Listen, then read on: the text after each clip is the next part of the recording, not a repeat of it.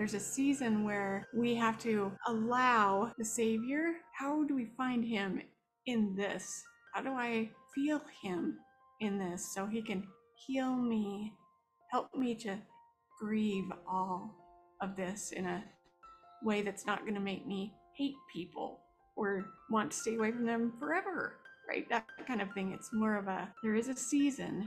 This isn't just happening to my loved one or the person who's misusing their agency or whatever that is, right?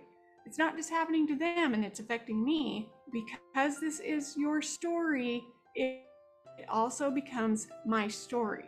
Not that you are my story, not that what's happening to you is now what's happening to me, because we're two different people, but because I love you and I'm invested in you and who you are and how you are, and if you're safe, that matters to me. Like, that's my work and my glory, just like God, only in a really teeny tiny human way. That super matters to me. It's so important to be like, hey, guess what?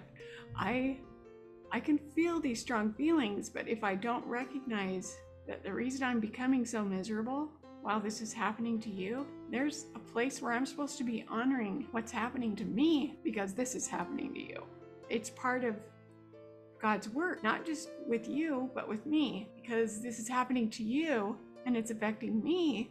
Me learning to experience what's happening to you in a way that through the Spirit, I'm learning that Jesus Christ is the answer to all of it. More than anything, while you're over there flailing around and I can hardly watch it, it's me getting to a place where I can be held. I can allow the Savior to hold me, to comfort me, to see you in a softer way.